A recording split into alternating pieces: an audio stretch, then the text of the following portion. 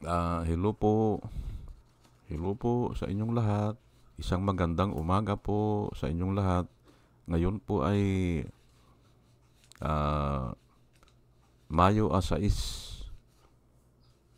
May 6, 2024 at ang oras po dito sa Los Angeles, California ay 6:22 ng umaga.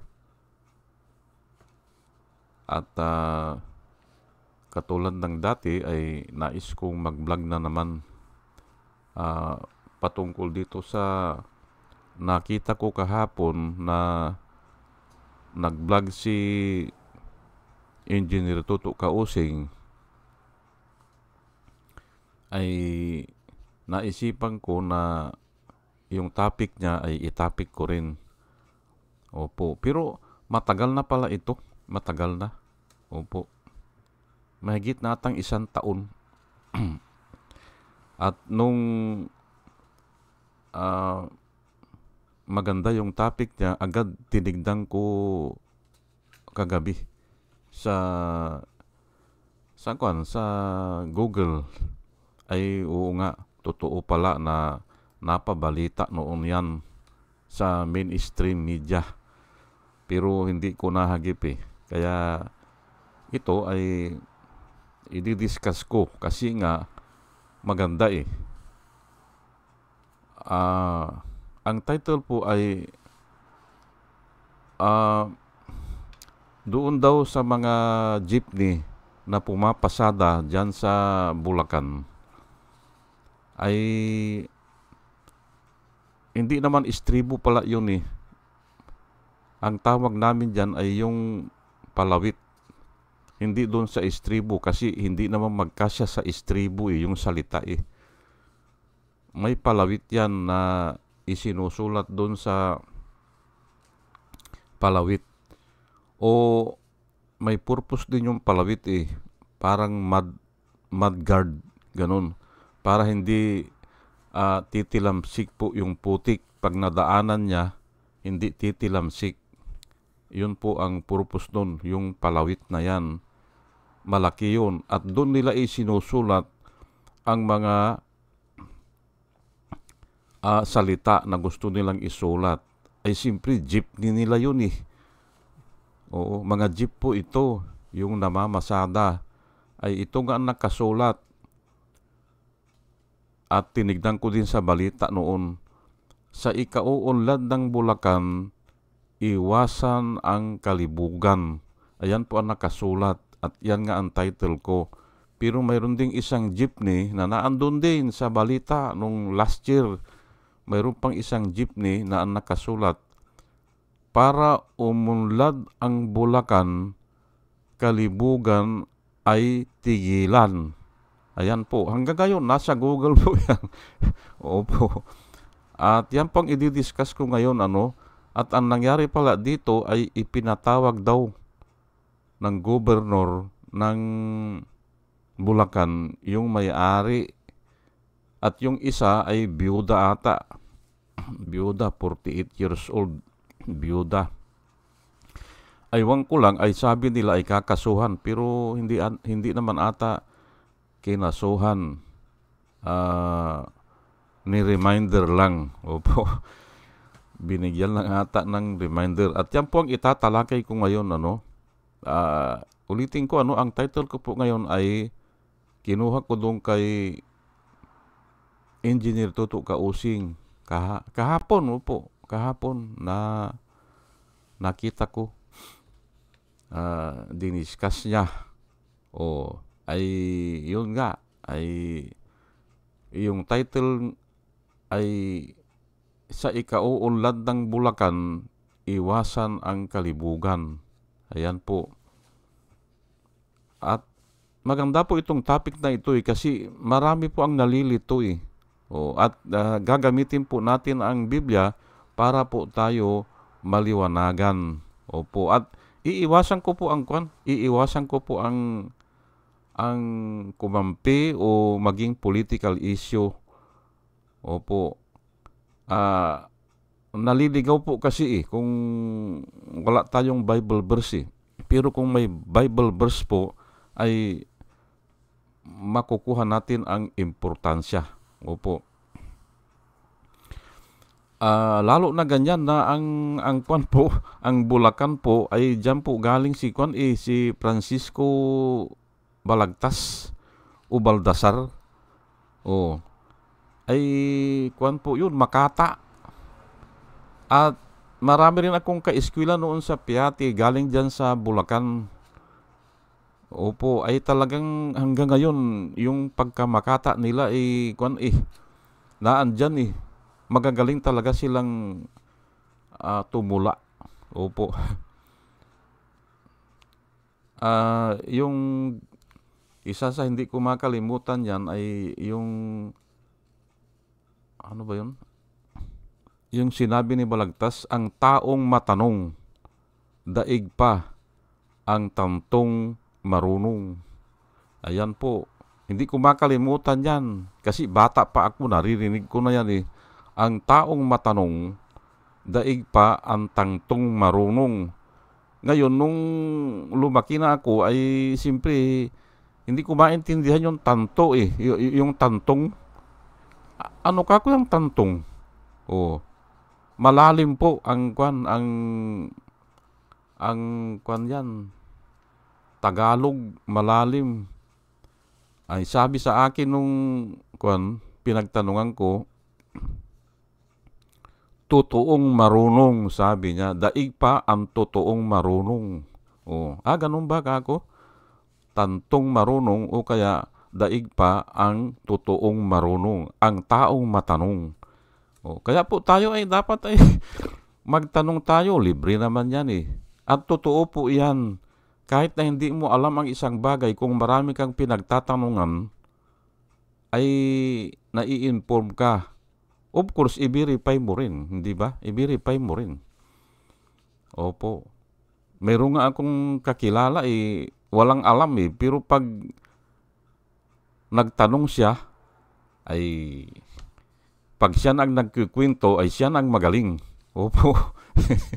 Meron akong kakilala, wala naman siyang alam sa vulcanizing Wala siyang alam dyan sa pag-vulcanize ng gulong ng sasakyan. Pero nung tinanong niya, yung mga nagbu-vulcanize, ay nung nagkikwento siya, siya nang gumagawa di ba?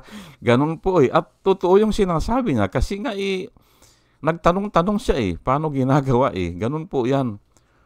Sige po at pero bago tayo magpatuloy ay nais ko lang po na pasalamatan itong mga subscriber natin o nagko-comment sa atin o nagla-like. Ito po sila si Pussycat, si Doris May, Antonino, si Ronel, si Ebi Compio, si Joey Valenzuela. Salamat po sa inyong lahat Nang dahil po sa inyo ay ako po ay araw-araw po ay sinisikap ko na mag-vlog from 6:30 to 7 o'clock ng umaga.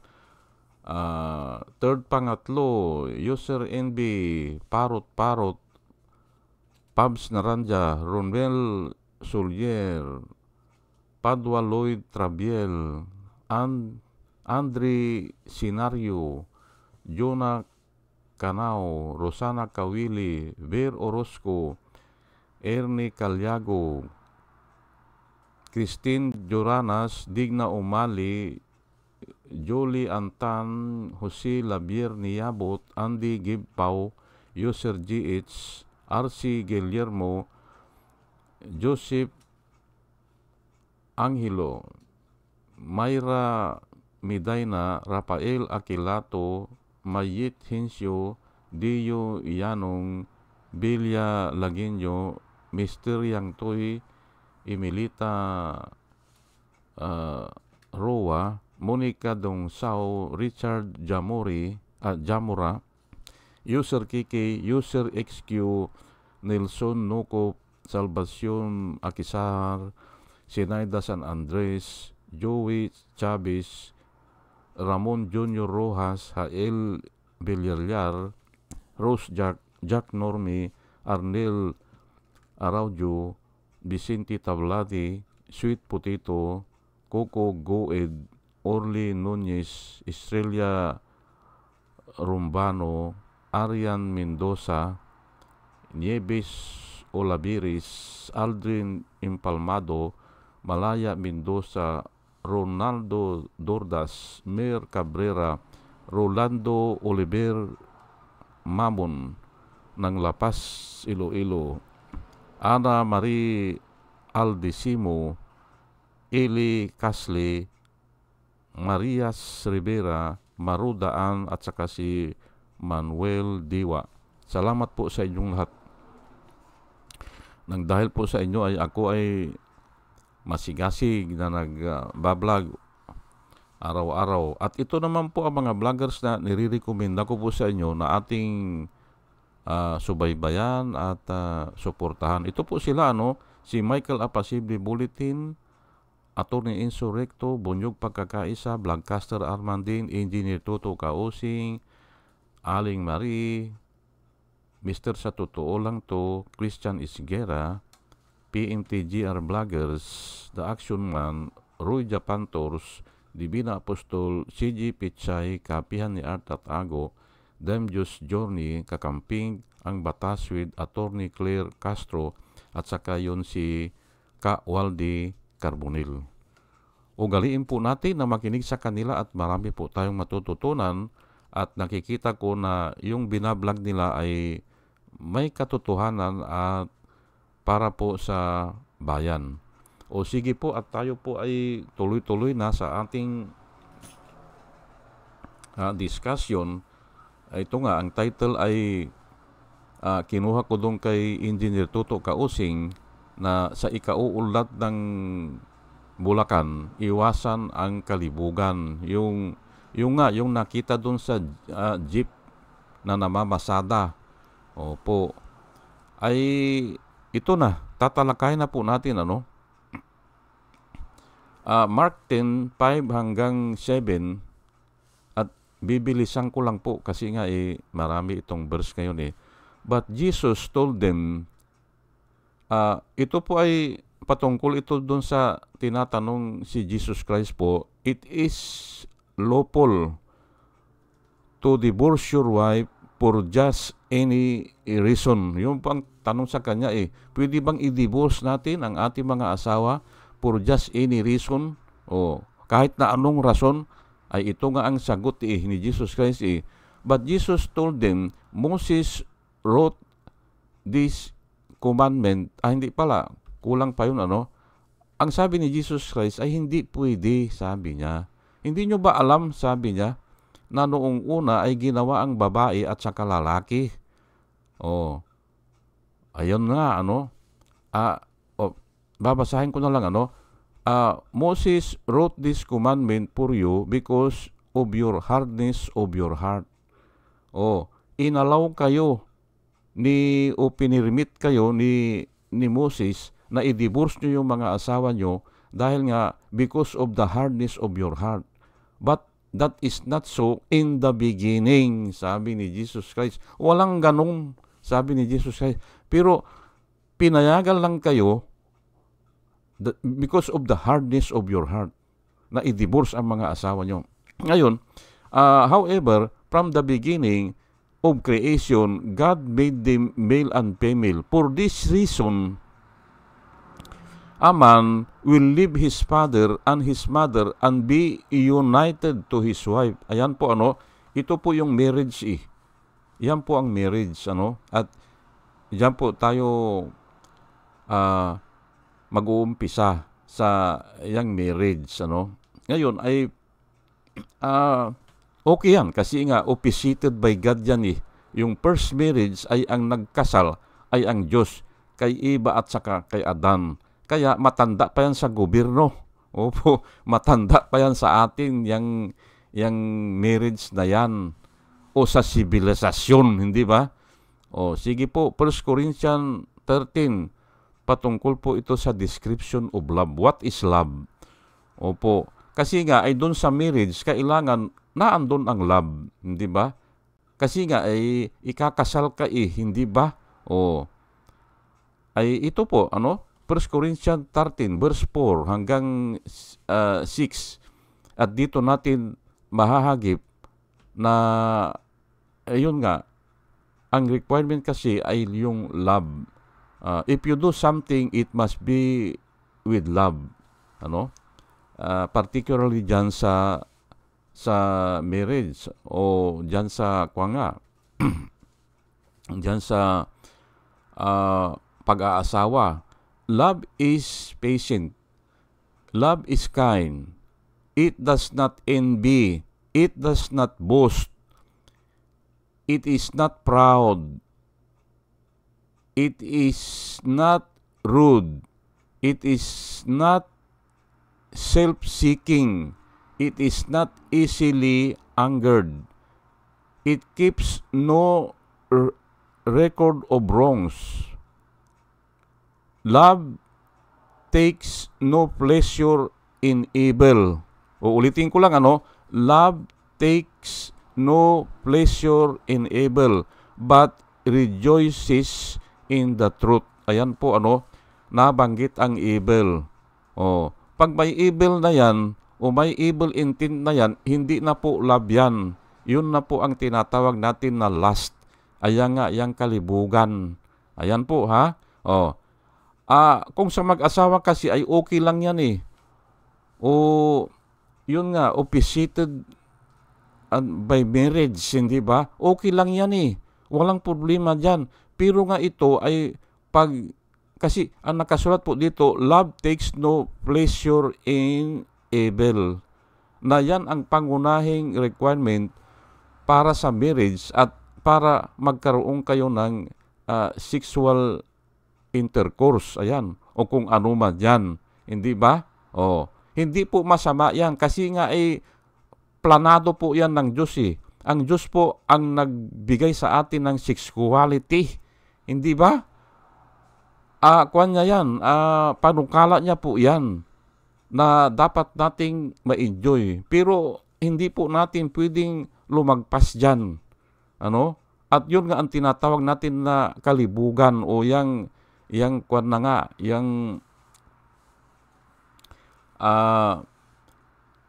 yung lust, hindi ba?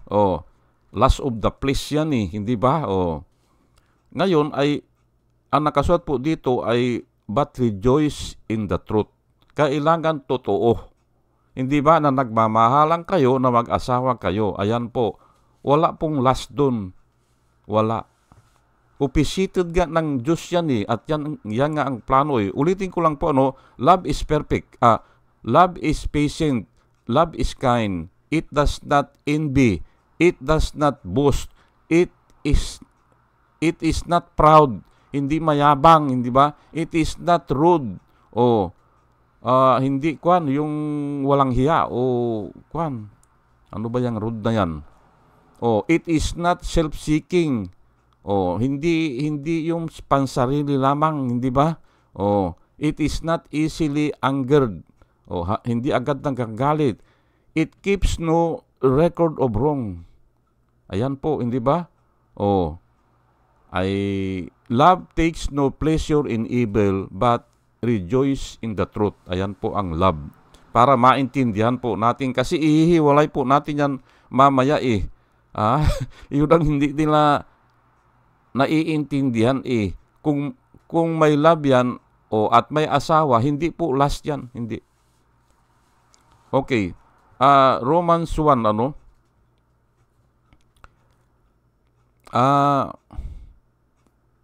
itong Romans 1 na ito ay ito na yung penalty ng Diyos. At hindi rin ito naintindihan ng mga tao kasi nga hindi nila binabasa punishment. Romans 1:26 hanggang 28 po, babasahin ko po, For this reason, God gave them over to dishonorable passions. Even their women exchanged natural relation for unnatural ones. Ito yung mga tomboy. Likewise, the men abandon natural relations with women and burn with lust for one another. Man committed indecent acts with other men and receive in themselves the due penalty for their error. Ayan po, pati pala sa mga lalaki, yung mga bakla, hindi ba? O, na nakikipagrelasyon sa kapwa lalaki. O vice versa yan, kahit na yung lalaki ay nakikipagrelasyon sa bakla, ay bawal yun. O, nililinaw ko lang po ngayon ay sila ay parang unreceived in themselves the due penalty for their errors. Ayan po, pinaparusahan na pala sila niyan. Opo. Furthermore, since they did not see fit to acknowledge God, He gave them up to a depraved mind. Ayan po, hindi na nga nila alam kung ano yan, kung kasalanan yan o ano. Hindi na nila alam. Depraved na sila mind to do what ought not to be done. Ayan po. Malinaw po yan ha. Kasama po yan yung mga tomboy at saka yung mga bakla. Doon sa lust. Hindi lang kasi yung yung lalaki ay may kabit. Hindi lang yun. Kasama po ito. Kaya isinama ko yan. Hindi ba? O hindi lang kasi yung babae ay nanlalalaki. Hindi lang yun. Po. Kasama po ito. Itong mga na ito. 1 Corinthians 7 1 hanggang 3. Verse 1 hanggang 3. Ito po For now, the matters you wrote about, it is good to abstain from sexual relations.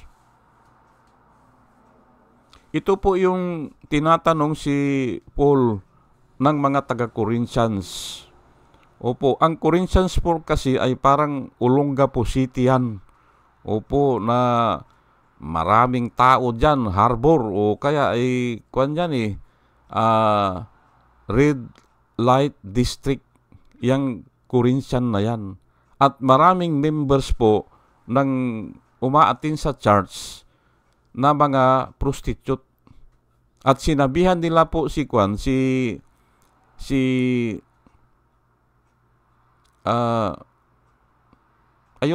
sinabihan nila si Paul na, Paul, prostitute kami.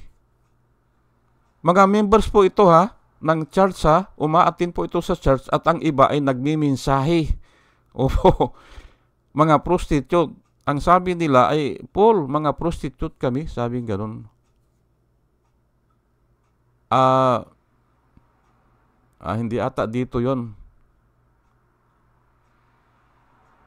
Ito pala dito sa kwan. Pero magkakasama po ito Magkakasama po ito kinikwento ko lang po para maliwanagan tayo. Ang sabi ni Paul ay kasi ang sabi kasi ng mga prostitute ay hindi kami nagnanakaw. Hindi kami pumapatay ng tao. Hindi kami nananakit ng mga tao. Gumagawa kami ng sarili namin. Ano ang kasalanan namin? Sabi nila, hindi ba? Ano daw ang kasalanan nila? Ayan po, ay totoo nga naman hanggang po ngayon, narinig natin sa yung mga nagtatrabaho sa ganyan, ano ang kasalanan namin? Hindi kami nagnanakaw, hindi kami nananakit ng tao, hindi kami pumapatay ng tao. Ano ang kasalanan namin? Yun ang naririnig namin narinig po natin, hindi ba? Ito po, Now for the matters you wrote about, it is good to abstain from sexual relations. tinatanong nila si Paul, ay huwag na mag-asawa ang sabi nila, o kwan, ay huwag nang hahawak ng babae. Ganun ang kwan nila yan eh. At ganun din po ang dinidiscuss ni Jesus Christ noon.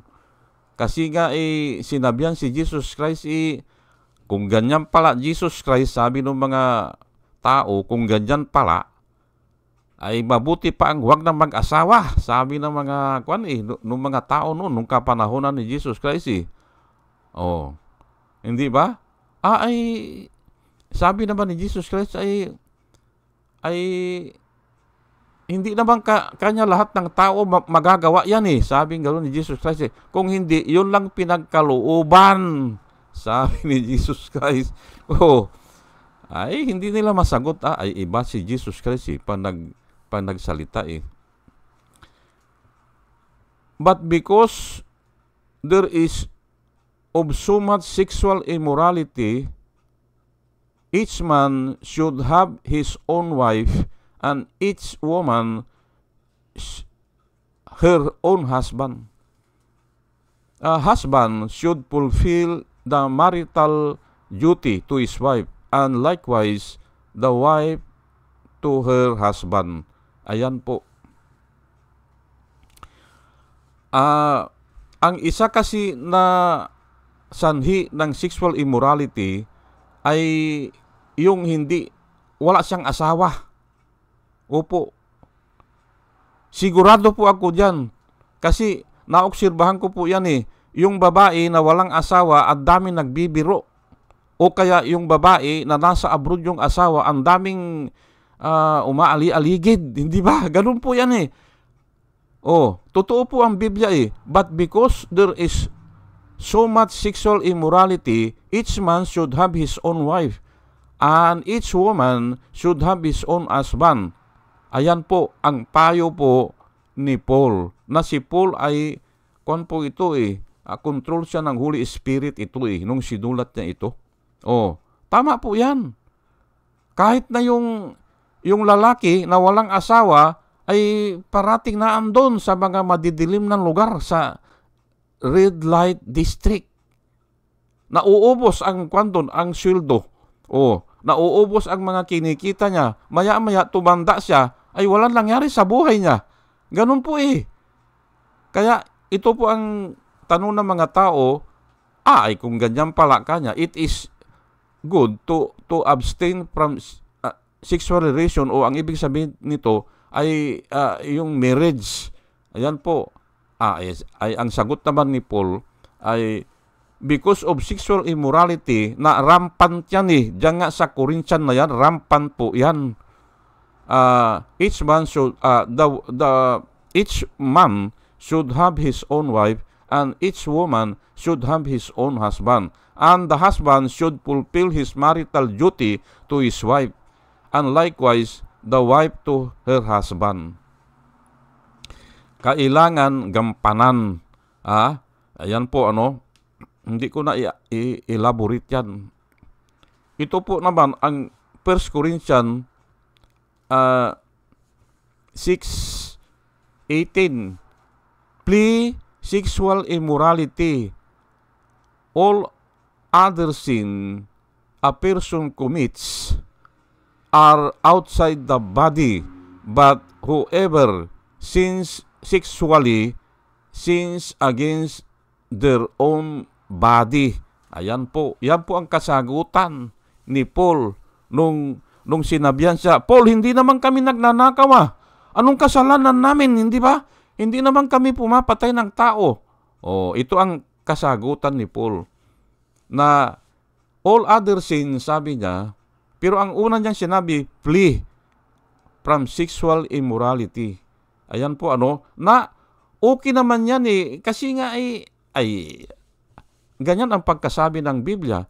Pero ang mga pagkasabi naman ng mga tao dyan sa Balagtas, Bulacan, o kung saan man yan, Giginto, Bulacan ata yan o ay mga makata ang tao dyan Hindi ba? Pwede nilang i-rewrite po yan. Hindi ba? Na biblical naman. Flee from sexual immorality. O kaya ang sabi nila, sa ikauunlad ng Bulacan. Hindi ba? O, hindi ba? O, ano yung sinabi? Atras ko lang ha. O, sa ikauunlad ng Bulacan, iwasan ang kalibugan. Ayan po, hindi ba? Na biblical naman. Ano pong masama dyan? Wala. Opo. O, sige. Biblical po ha. O, ang sinasabi po ni Juan dito, ni Paul, lahat ng kasalanan ay ginagawa natin sa ating kapitbahay o sa ating neighbor. Nung sinabi niya na outside the body. Sa neighbor, kung ikaw ay papatay, ang sinasalanta mo yung kapitbahay mo. Kung ikaw ay magnanakaw, ang sinasalanta mo yung kapitbahay mo. Opo. Ang halimbawa, kung ikaw ay nagbumura o sinisiraan mo yung kapitbahay mo, ay kapitbahay mo ang nadidihado. Pero kanya, but whoever commit sexual immorality sins against their own body. Ayan po ang sinabi ni Paul. Ikaw ay nagkakasala sa iyong sariling katawan. Kaya nga po, hindi ba po kayo nagtataka? Yung AIDS ngayon, walang gamot. Kasi nga, parusa po yan eh. Parusa po ng Diyos yan. Oh. Ayan, kasi nga ay you are sinning against your own body. Ayan po. Dapat kasi tayo ay malinis o karapat dapat na humarap sa Diyos. Pero ay kung ikaw ay nalulong dyan sa sexual immorality na yan, kahit ano yan, kahit na bakla o tumboy o normal na babae o normal na lalaki, ay hindi nyo alam na paparusahan po kayo ng Diyos yan, na binanggit ko nung una yan, na ibinigay na kayo ng Diyos sa depraved mind. Wala na eh. Hindi ba? Wala na talaga. Kaya nga ay pumapasok yung binanggit ko kanina, yung mga sakit na walang kalunasan. Hindi ba? Hindi lang nasisira kasi ang kaisipan, yung depraved mind, nasisira din po ang ating katawan. Oh. Yung iba dyan, umiinom ng gamot para lang lalakas sila, hindi ba? Pero after a while, 50 years old, wala na. Hindi ba? Kasi nga, naabuso na eh. Kung minsan, 40 years old pa lang may mga sakit na eh. Ganun po. Kasi nga, naabuso. Ayan po. Ngayon ay balikan natin ang siguro ng pamahalaan ng Bulacan, ang ayaw nila sigurong kasi marami po pwedeng ipakahulugan sa message ay ayaw nila siguro na sabihin o baka isipin ng mga tao na yung mga tao sa Bulacan ay iba ang pag-iisip. Yun siguro ang gusto nila. Kaya binabawalan nila. Oo. At ang gobernador ata ay si Daniel Fernando. Ayan po. Ni-reminded ata yung may-ari. Ay okay lang yun kung ganun na huwag kayong magsulat yan dahil baka minamagnify nyo o sinisensationalize, hindi ba, na ang mga taga-Bulacan ay malilibog. Ayan siguro. Ay pero may message na iwasan nga Kaya ay bahala na ang tao na magkwan dyan, na mag-judge. Okay ba yun? O hindi? Pero nga para sa akin ay makata yan hindi ba? Nilalagyan lang ng rhyme para maging epektibo, hindi ba? At yan naman ang kahit na nga dito sa Amerika may rhyme din kahit na sa Middle East may mga rhyme din yan sa mga makata. Hindi ba? Para madaling maintindihan o tumatak sa isipan. Hindi ba? O, ang hindi marunong lumingon sa pinanggalingan ay hindi makakarating sa paruroonan. May rhyme, hindi ba? Ganun po para madaling maintindihan. Ganun po yan. O, sa Middle Eastern naman ay dinodoble naman ang salita. Ganun po. May rhyme din sila pero dinodoble din nila ang salita. Your rod, your staff comforted me. O, ganun hindi ba? Ay iisa yun. Yung baston yun ng mga pastol. O, your rod, your staff comforted me. O, ay talagang ganun binibigyan po ng emphasis yung tungkod na ginagamit ng mga pastol noon na double purpose yan. Panglaban nila sa mga mababangis na hayop at saka pang-akay nila o pangkalawit nila ng mga tupa kung ito ay mahuhulog sa bangin o kaya ay kung naliligaw ng landas. Kaya nga, comforted me. O, ganun po yan. Ay, ang masasabi ko lang dyan ay makata siguro yung mga sumulat yan. O baka ang sumulat yan ay yung nagpintura nung sasakyan. Baka hindi naman yung may-ari, hindi ba? Ganun po yan Ang dami po nakasulat na ganyan Pero iba, usually yung mga galing ng Saudi, katas ng Saudi ang isinusulat nila. Kasi yun ang gusto nila O, kinukumbi nila yung kaisipan nila. O, kaya nga ngayon, ay anong masama dyan kung sa ikauunlad ng Bulacan o ang gusto niyang sabihin, hindi ba? Ay, pwede naman hindi ba? O, walang kwan. Depende na lang kasi kung mauupin yung isang tao. At depende na yan sa pinagdaanan kasi ng tao Iba-iba po ang pinagdaanan ng tao, iba-iba ang pananaw, ganyan. Kaya ay hayaan na lang natin yan, hindi ba? O, at palagay ko ay may natutunan po tayo dito, mag-30 minutes na, At sa aking pong pag-vlog na ito ay dinadalangin ko po bago ako mag-umpisa na sana yung nakikinig ay makakuha ng wisdom na nanggagaling po sa itaas o sa Diyos na hindi po nagbabago yan, hindi pa bago-bago. At muli ay isang magandang umaga po sa inyong lahat at salamat po sa inyong pakikinig. Salamat po.